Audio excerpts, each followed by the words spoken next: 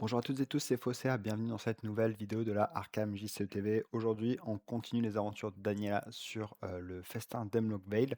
On est au jour 2, prologue, après la nuit mouvementée du vallon tortueux qui était plutôt compliqué. On se retrouve donc au petit matin à Hemlock. Donc j'ai commencé à mettre un petit peu en place. Avant de parler vraiment de l'introduction, on va peut-être parler quelques instants des améliorations du deck. Alors bon, j'ai toujours un collectionneur, on va le sortir, il sert à rien. J'ai pris 3 XP pour un charisme. Donc charisme, c'est un permanent qui me permet d'avoir un emplacement d'allié supplémentaire. Parce que bah, il y a lui qui arrive, on va en parler dans quelques instants. Il y a comment elle s'appelle, la sœur de Peters qui est là, il y a Alexei. Bref, j'ai besoin d'un emplacement d'allié supplémentaire pour faire tourner le deck. Et vu que c'est un permanent, je vais le sortir du plateau. Et j'ai utilisé 3 XP de plus pour le détective Sherman, qui est un nouvel allié qui est apparu dans le pack de Tommy Muldoon, pardon. J'ai sorti un courage inattendu à la place. Donc 2 icônes libres en moins, mais le détective Sherman qui est quand même super fort, qui est un allié, qui a un boost de un combat de manière passif, qui a un effet en multijoueur, ce qui est pas intéressant, surtout pour moi, qui dit après qu'au moins un dégât a été placé sur le détective Sherman, je l'incline et je découvre un indice dans le lieu. Il a 3 points de vie, de santé mentale. Voilà, du test-test, c'est vraiment parfait avec Daniela, donc le détective qui rejoint le deck. Alors, l'introduction de ce prologue. À votre réveil, vous vous sentez complètement épuisé. Une pluie fine tombe pendant que vous marchez dehors, mais même la pluie ne semble pas refroidir les esprits de Vale. Un cercle d'enfants portant des masques d'animaux chante une mélodie entêtante tout en continuant à décorer les lieux. Alors, vu que la nuit a été longue et fatigante, donc ah oui, donc là, ce qui va se passer, c'est qu'on va dégrader, entre guillemets, le Chaos Bag. Vu qu'on est fatigué, je vais piocher 2 pions de manière successive. Et en fait, à chacun de ces pions-là, on va le remplacer par sa valeur négative de 1 point. En fait, on incrémente du côté négatif les pions. Bah, basiquement, soit ça touche les pions 0, -1, et on va vraiment avoir une courbe autour des valeurs -2, -3. Soit ça touche les pions les plus importants, -3, -4. Et là, du coup, on va vraiment shifter au-delà du -3 qui est un peu le standard en standard. Voilà, on va voir.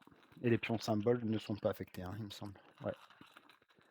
Alors, c'est de manière consécutive, ça c'est important aussi. Donc, le premier pion, c'est un -1. Donc, le -1 qui va devenir un -2. Et un crâne, on s'en fiche. Et un -1. Donc, ok, donc je remplace ces deux -1 par deux -2. Donc, l'effet est plutôt limité. Mais très clairement, tenter des tests à pas grand-chose, il faut plus le faire, quoi. Ils sont mes -2. Hop. Donc, ceux-là, on les vire.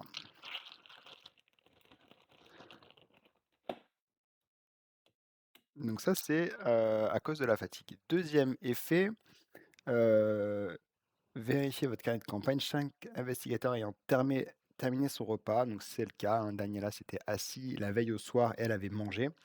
Donc du coup, je lis la malédiction des Hemlock. Votre corps tout entier semble battre au même rythme que votre cœur avant de faire place à l'inconfort lui-même remplacé par une délicieuse euphorie. Comme si vous étiez constitué d'air, la sensation finit par passer. Vous n'arrivez pas à trouver les mots pour décrire votre malaise, mais vous ne vous sentez pas très bien. Vous sentez différent, c'est le cas de le dire. Donc, je vais rajouter cette faiblesse, hop, dans le deck, la malédiction des Hemlock, cher flétri. Donc, c'est une faiblesse qui a une icône libre, qui est décrépitude couleur. Les icônes de cette compétence se soustraient à votre valeur de compétence au lieu de s'ajouter. En cas d'échec de ce test de compétence, défaussez chaque carte de votre main. Et à la fin du tour, si la malédiction des Hemlock est dans votre main, défaussez une carte prise au hasard de votre main. Donc une faiblesse qui n'a pas l'air très très pénible, mais qu'on va vouloir jouer le tour, on va la piocher pour éviter d'avoir cet effet récursif de défausse une carte au hasard. Et il va falloir le faire sur un test où on est quasiment sûr de réussir, parce que sinon on défausse toute sa main, et ça peut être terrible. Voilà. Si j'avais pas mangé, il se passe autre chose et je vous laisse découvrir la campagne pour ne pas vous spoiler sur ce point-là. Alors juste, je vais mettre à jour l'application. Hop. Donc c'était -1, les pions. OK. Donc maintenant la mise en place du scénario. Donc on est à Hemlock, on est jour 2, ça je peux le sortir. Donc le Val, pour rappel, les pions crânes sont des -X, donc là c'est des -2 parce que c'est le numéro du jour. +1 pour les pions cultistes, s'il s'agit d'une tentative de discussion, vous réussissez automatiquement. -2 pour les tablettes, si vous avez moins de 3 cartes en main, traitez ce modificateur comme un 0. Et chose très ancienne, -1 s'il s'agit d'une tentative de discussion. Je révèle un autre pion. Très rapidement, hein, l'acte et l'intrigue ne changent pas. L'intrigue, elle me dit: «Quand vous piochez une faiblesse, annulez son effet révélation, je la défausse à un seuil de 6, sachant que je vais commencer avec une fatalité. Et l'acte, un petit effet derrière, et elle dit: «Les investigateurs ne peuvent ni subir de dégâts ni d'horreur et ne peuvent pas être vaincus, et il faut que je parle à un maximum de gens». Tchoc, tchoc, tchoc, il est mon Astur? Il est là. Alors, qu'est-ce qui se passe? Donc je commence dans la pension de famille, ici, très bien. Les habitants, je mets Judith Park, hop, dans la croisée des chemins, face soutien visible, OK. Des fatalités, il y en a une, et je suis prêt à commencer. Donc pour rappel, les prologues, il n'y a pas de deck de rencontre. Donc là, l'objectif, c'est vraiment de faire au mieux sa future main de départ, avoir 5 ressources, et pour rappel, je ne garde que un soutien en jeu. Hop, je vais vérifier l'appli. On est bon, on est bon, on est bon. Allez, main de départ. Donc une clé à molette, de justesse. Regardez ce que j'ai trouvé. Instinct de chasseur, me faiblesse et des bandages. Ok. C'est absolument pas ce que je veux. Je vais garder un de justesse au cas où pour un test, notamment ce test-là au cas où sur le vieux moulin pour récupérer l'indice. Et le reste, je vais le relancer. Donc 4 cartes. Le détective Sherman, c'est bien ça. La vieille boussole, c'est bien aussi. Une planque, c'est parfait. Et prime qui ne me servira à rien. Vu qu'il n'y a pas d'ennemi, il n'y a pas de deck de rencontre. Hop. Ok.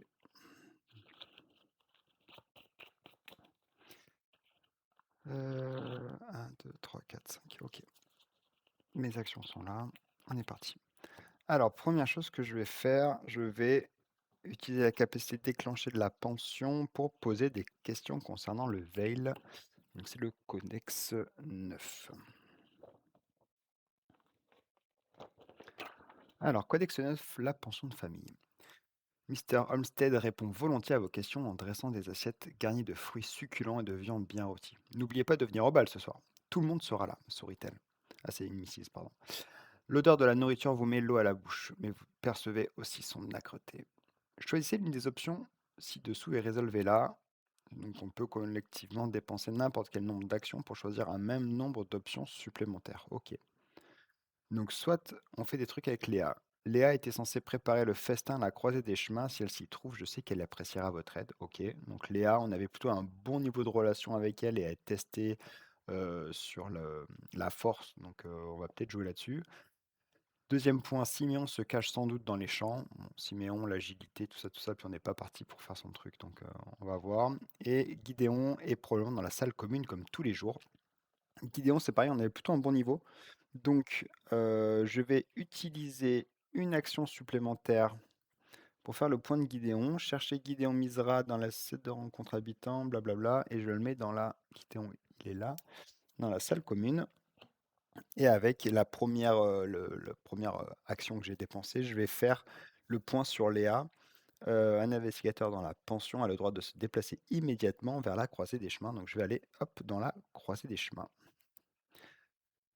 Où il y a déjà Judith. Judith, elle me dit quoi? Il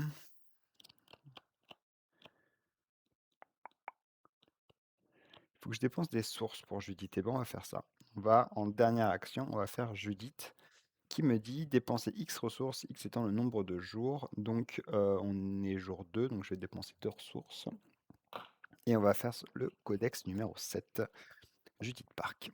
Judith était adossée à un mur de la maison Atwood et polit son fusil en observant les passants. Ces gentils petits agneaux ne savent même pas ce que je dois endurer pour les garder en sécurité. Et j'espère qu'ils ne le sauront jamais, Jomo. Vous réalisez qu'elle s'adresse à son fusil et non à vous.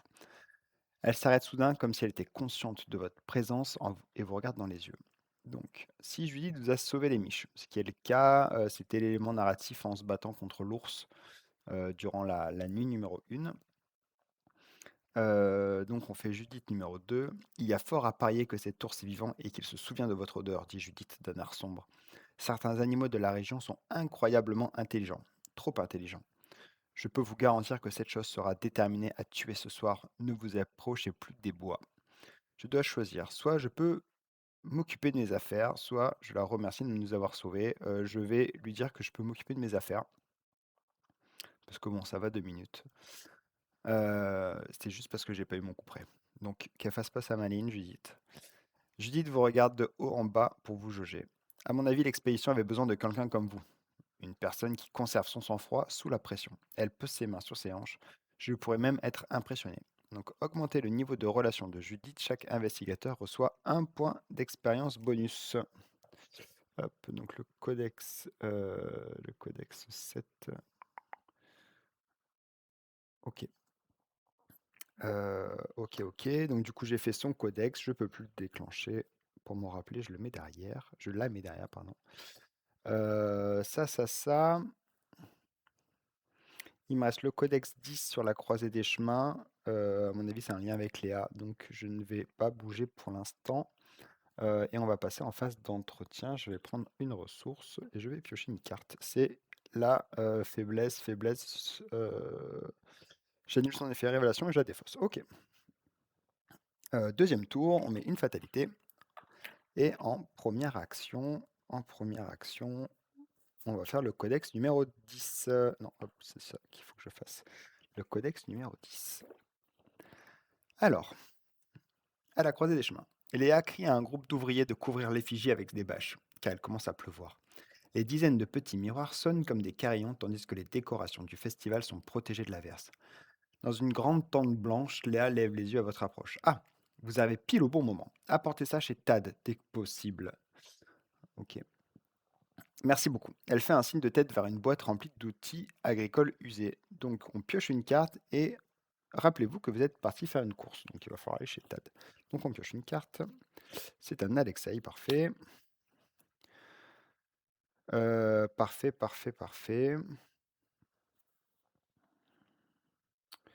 Bon, le jeu me dit d'aller chez Tad, donc on va utiliser l'action rapide de la croisée des chemins qui dit s'il y a exactement un ou deux investigateurs dans la partie, lors de votre tour, se déplacer vers un lieu connexe, limite d'une fois par round. Donc je vais utiliser ce round-ci. Je vais me déplacer dans l'épicerie de Tad sans dépenser d'action. Et en deuxième action, oui, donc première action, j'ai déclenché ça. Deuxième action, je vais faire la discussion de l'épicerie de Tad. Euh, c'est le 14. Alors, hop, que je check l'appli. Donc j'ai fait une course. Ok, l'épicerie de Tad, le 14. Alors, vous laissez tomber la boîte à outils et les instruments agricoles sur le comptoir dans un bruit sourd. Le propriétaire sourit en les rangeant. Léa va beaucoup apprécier. Prêt pour le grand festin de demain? Il mâche un morceau de viande séchée et crache dans une bouteille. C'est dégueulasse. Augmenter le niveau de relation avec Léa. Ok, top. Chaque investigateur reçoit un XP bonus. Parfait. Parfait, là, on fait un peu le plein d'XP, c'est cool. C'est cool. Ok, et en dernière action, on va se déplacer, on va aller tchatcher avec Gideon. Donc on va se déplacer dans la salle commune. Pioche une carte, un coup près. Parfait. Une ressource. Hop. On remet ça à 0. On met une fatalité. Bon, les prologues, ça va vite quand même. Et donc là, je vais manger 2 actions et je vais faire la discussion avec Gideon. Donc c'est une discussion numéro 6. Parce que j'étais allé, je l'avais croisé dans le premier scénario avec la sœur, je sais plus. Je sais plus. Alors, Gideon est assis à une longue table. Sur la côte nord, j'ai entendu parler d'une chose tout à fait étrange. Un amas de mauvaises herbes et de coquillages glissait sur la plage. De ce que l'on m'a dit, il se déplaçait tout seul. Malheureusement, il se peut que le vieil homme se lance très vite dans un exposé sur l'anatomie des baleines. Donc, vérifiez les notes. Si Gideon a raconté l'histoire du capitaine Demlock. Ah, ah. Alors, non. La famille Peters est réunie. Hélène Peters a rejoint l'équipe. Non. Donc je lis Gideon numéro 3. Au lieu de cela, la conversation se transforme en un soliloque sur la récolte des bananes. Alors que Gideon parle avec éloquence d'un délicieux ragoût d'ormeau qu'il a dégusté un jour, vous excusez poliment. Piochez 3 cartes, augmentez le niveau de relation de Gideon et on prend un XP bonus. Pas mal. Hop. Ok, pioche 3 cartes. Traquer sa proie. Solitaire, parfait. Et une maîtrise. Ok, là, il va falloir que je défausse des cartes, hein. Va falloir que je défausse des cartes 2, 4, 6, 8 et un 10. Faut que je réfléchisse à ce que je veux garder aussi. Alexei, je veux garder. Le couperet, je veux garder. Le solitaire, je veux garder. La planque, je veux garder. La vieille boussole aussi. Je vais pas pouvoir tout garder. Le détective, je vais garder. Donc il va falloir que j'en pose un en jeu. 1, 2, 3, 4, 5, 6. Ok, donc là j'ai ma main finale en fait, elle est là, hein. Donc maintenant des cartes, je m'en fiche un petit peu. 1, 2, 3, 4, 5, 6. 6. Je vais garder le 2 justesse pour assurer ce test-là au pire. Et je vais garder traquer sa proie. Ah oui, je n'ai pas fini mon tour en plus. Ok. Donc ça, dans l'absolu, je sais que ça dégage. Et on va gagner du temps. On va gagner du temps. En dernière action, je vais me déplacer. Donc lui, j'ai fait son codex. Hop là. Dernière action, je me déplace, je vais à la croisée des chemins. Et j'utilise l'action rapide de la croisée des chemins pour aller sur le vieux moulin. On passe en entretien. Je pioche une carte. C'est ma faiblesse, bah, décidément. Une ressource. Il faut que je défausse. 2, 4, 6, 8. Donc je défausse une maîtrise et la prime. Ok. On continue, hein. Pose une fatalité. Donc on est à la quatrième fatalité. Quatrième fatalité. Et en première action,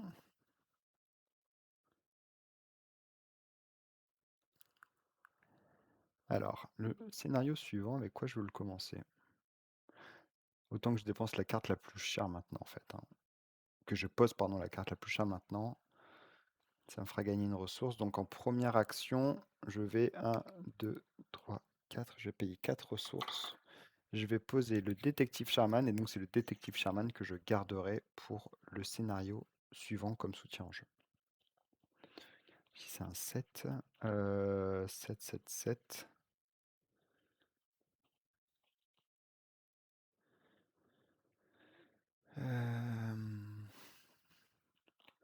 Deuxième action, on va enquêter.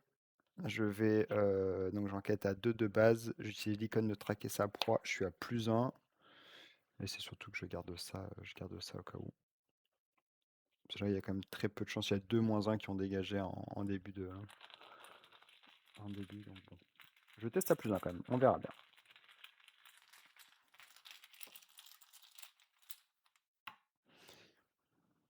Parfait.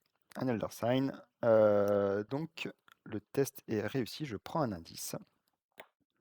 Je prends un indice, c'était ma deuxième action, et je vais faire le codex 12 après avoir découvert un indice au vieux moulin. Le codex 12. Un silence inquiétant hante le vieux moulin tandis que vous fouillez dans les broussailles. Alors que le tonnerre gronde au-dessus de votre tête, une sauterelle à longues pattes vole dans les airs. Vous remarquez que l'insecte a des ailes noires difformes. Donc du coup, je pioche 3 cartes. C'est cool ça. C'est cool, c'est cool. 2, 4, 6. Faites-les chanter. Leçon retenue et un autre leçon retenue. 2, 4, 6, 8 et un 9. Ok.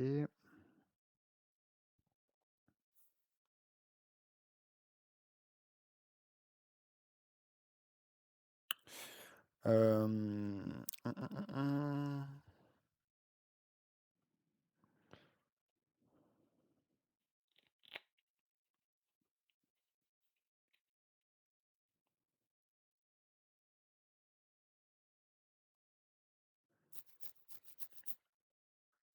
Il me reste plus beaucoup de temps après. Donc, en dernière action, je vais, euh, je vais aller à la croisée des chemins et de nouveau, j'utilise l'action rapide de la croisée des chemins pour aller dans la chapelle de Hemlock. Dans la chapelle de Hemlock. Voilà. Fin du tour, on passe en entretien. Je pioche une carte. Hélène Peters. Pourquoi pas. 2, 4, 6, 8, 10. Il faut que j'en défausse 2. Faites-les chanter, leçon retenue. Je vais garder un leçon retenue au cas où. 2, 4, 6, 8. Et je prends une ressource. C'est surtout les ressources qui vont me manquer. Ok, ok, ok. Donc là, en fait, c'est le dernier tour.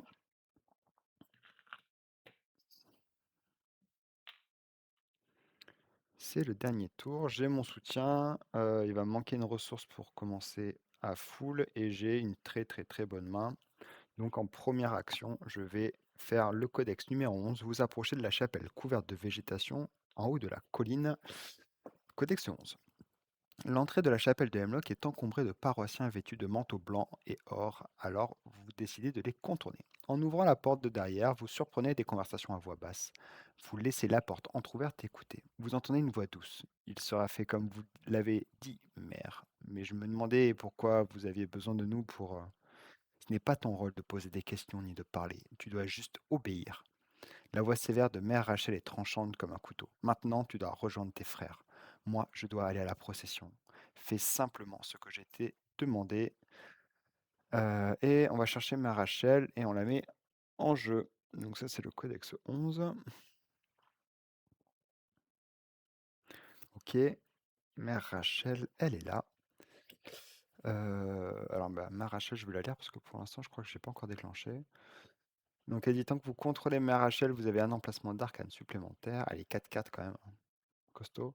Discussion, effectue un test de volonté à 2. Donc, test de volonté à 2. Je suis à +1, j'ai Hélène Peters. Je peux me mettre à +3. Donc, en deuxième action, je vais discuter avec la mère Rachel. Donc, je suis à 3 de base et je vais attribuer Hélène Peters pour ses deux icônes, enfin son icône libre et son icône de volonté. Donc, je teste à 3. À 3, je suis à +3, pardon. Je suis à 6 en tout. Je suis à 5 en tout, pardon. Les maths, c'est compliqué aujourd'hui. -1. Ok, donc le test est réussi. Codex numéro 1. Alors, qu'est-ce qu'il dit ce codex? Mère Rachel se tient à la tête d'une procession. Son cortège agite des rubans de couleurs vives en chantant de façon mélodieuse. La nuit est longue et les bois féroces, l'enfant des étoiles est vêtu des corps. Silence, nous guettons la pluie d'été qui nous lavera de tous nos péchés. La procession s'arrête lorsque Mère Rachel quitte le groupe pour se rendre à vos côtés. Vérifiez les notes de Mère Rachel. Si Mère Rachel est intervenue, est-ce que Mère Rachel est intervenue? Non, elle nous avait montré la voie. Ce qui est autre chose. Donc, Mère Rachel numéro 3. Mère Rachel serre vos mains dans les siennes et vous regarde avec un sourire magnanime. Il y a tant de choses que vous ne comprenez pas encore, mais je pense que vous le comprendrez une fois que la fête aura commencé. Alors que la matrone retourne à la procession, une jeune fille portant un masque de lapin sort de la foule. Des guirlandes de fleurs sont enroulées autour de ses poignets et de ses chevilles. Augmenter le niveau de relation avec Mère Rachel de 1, on reçoit un point d'investigateur bonus, on pioche une carte et on peut jouer un soutien charme ou sort de votre main en ignorant ses coups. Ok, c'est cool. Alors des sorts, des charmes, tout ça, je m'en fiche un peu parce que je veux garder le détective, mais bon, je vais piocher une carte. C'est un de justesse. On met l'application à jour. Ok. Et il me reste une... Donc elle est faite. Il me reste une autre dernière action. 2, 4, 6, 8. Bah, c'est pas compliqué, hein, on va prendre une ressource. Ma dernière action, on va prendre une ressource et on va déclencher, déclencher l'acte 1B. Donc toujours pareil, si vous ne voulez pas être spoilé, je vous conseille de couper le son 1 minute. Donc du coup, on retourne l'acte 1B.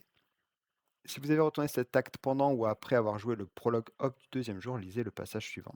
Alors que vous marchez dans le village, vous êtes submergé par une sensation d'étourdissement, la tête vous tourne et vous tendez la main pour reprendre votre équilibre. Vous vous coupez contre le coin d'une pile de miroirs, votre pomme saigne et vous criez votre douleur tandis que de grosses gouttes de pluie commencent à tomber du ciel. On lit le codex numéro 17. Codex numéro 17.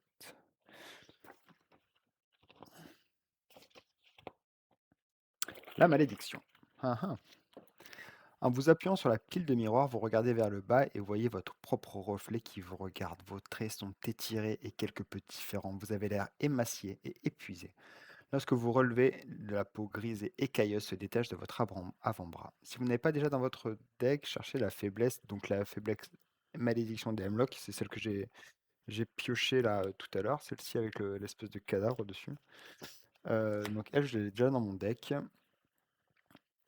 Donc, sinon, lors de la mise en place du prochain scénario, cherchez la malédiction des Hemlock dans votre deck et votre pile de défausse, ajoutez-la à votre main de départ. Très bien.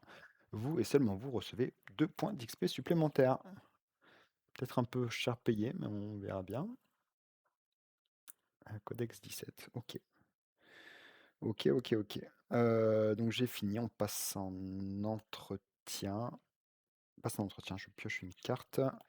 C'est une patte de lapin. Voilà, va falloir faire des choix. Il va falloir faire des choix. Choisir, c'est renoncer. Voilà, mais je déteste ce genre de choix. Donc, fin d'un prologue. On garde un soutien en jeu, ça sera le détective Sherman. On commence avec le nombre de ressources qu'on a, c'est-à-dire 5. Euh, je mets la sixième fatalité, pardon. Vous vous réunissez à la pension de famille. Miss Halstead vous sert un plateau de pain de maïs beurré accompagné de radis rôtis de la taille de votre poing et d'une pile d'œufs gris et huileux. Votre estomac se met à gargouiller. Plutôt que de partager ce repas, vous préférez chercher vos rations de voyage du bout des doigts. Vérifiez votre carnet de campagne si Bertie a été secouru. Je crois qu'il avait été vaincu, mais qu'il a été secouru. Oui, c'est ça. Bertie a été secouru. On lit la conclusion 1. Alors, le docteur Marquez descend de l'étage, impassible. Bertie la suit, le bras bandé. Le visage livide, il raconte son expérience. Je me prenais à l'orée des bois et à midi, je crois, quand j'ai ressenti la plus délicieuse, il peine à l'exprimer, une joie absolue. Et puis je suppose que je me suis perdu. Quand je suis revenu à moi, il faisait nuit et je ne savais pas où j'étais. Et maintenant, je suis là. Et je ne peux m'empêcher de penser à cette sensation de manquer d'air, le souvenir des émotions dans un esprit serein, hein. Le professeur roule des yeux, mais ne fait pas de commentaires. On passe à la conclusion 3. Le docteur Marquez se sert une bonne tasse de café. Je vais profiter de la pluie rafraîchissante pour me rendre à Pearl Ridge. Joignez-vous à moi si vous le souhaitez, dit-elle en prenant une bouchée d'œuf brouillé. Elle fronce le nez. Vous ne trouvez pas qu'il a comme un goût métallique? Elle recrache le tout dans un mouchoir tandis que Miss Olmsted sort de la cuisine avec une pile de pain au miel et sert plusieurs convives affamés. N'indiquez pas la valeur des victoires X des cartes dans la pile de victoires. Tous les investigateurs reçoivent un certain nombre de points, etc. etc. On ne peut pas dépenser l'expérience. Pour l'instant, il faudra attendre la fin du scénario du jour 2. On fait les préparatifs, donc on choisit un soutien. Moi, ça va être le soutien, le détective Sherman. On défausse des cartes de votre main, donc c'est là où c'est compliqué, jusqu'à atteindre une main de départ. Donc Alexei, c'est vraiment plus maintenant j'ai charisme, donc c'est obligatoire. Le coup près, on n'en parle pas. Le solitaire, c'est ouf. La planque pour payer tout ça. Donc là, la question, c'est vieille boussole ou patte de lapin. Patte de lapin, c'est un peu du bonus. La vieille boussole, c'est extrêmement fort. 1, 2, 3, 4, 5. Pourquoi c'est extrêmement fort? Parce qu'en fait, là, j'ai ma solution de combat et là, j'ai ma solution d'enquête. Donc, il n'y a aucune bonne raison de garder la patte de lapin qui est plus bonus qu'autre chose. Heu, voilà, c'est très, très bien, mais bon, ça la mise en place en gardien, c'est toujours compliqué. Donc voilà, fin du prologue, ça allait plutôt vite, j'ai eu de la chance sur un test à +1, j'ai économisé une ressource. Bon, mais Rachel, c'était clairement pas obligatoire, mais bon, pourquoi pas. Voilà. Dites-moi un peu ce que vous aurez fait. Hem, j'ai même pas cherché à aller chercher Peters. J'ai même pas pensé à aller chercher Peters. Je suis pas sûr qu'augmenter le niveau de relation avec Peters aurait été vraiment très très intéressant pour l'instant. Euh, le problème, c'est Judith Park. Alors attendez, que je fasse pas de bêtises. Ma main de départ, je la mets de côté. Et il y a une carte en plus que je dois mettre de côté pour le scénario suivant. Hop, j'en reparlerai au début du prochain scénario. Je la mets là, parce caché pour ceux qui n'ont pas envie de se faire spoiler. Donc voilà. Oui, comme dans le Vallon Tortueux, comment elle s'appelle? Judith a été vaincue. J'ai perdu un de niveau de relation avec elle. J'ai absolument besoin d'avoir un niveau de relation de 3 avec elle pour le soir du jour 2. Donc je crois que j'ai deux possibilités. Soit je fais le scénario de la marée, marée des profondeurs, là, je sais pas comment ça s'appelle, avec la grosse tortue. Soit je fais la maison de Hemlock House, et je vais aller faire la maison d'Hemlock House parce que je préfère. J'ai pas. Pourquoi je préfère, je sais pas. En fait, j'aime pas trop le scénario des marées, très honnêtement. Il est vite pénible. Enfin, pénible dans le sens pas sympa. Voilà. En plus, là, bon, dans l'absolu, j'ai un déplacement gratuit, donc je pourrais m'éviter les effets des dolines, ou en tout cas minimiser l'impact assez facilement.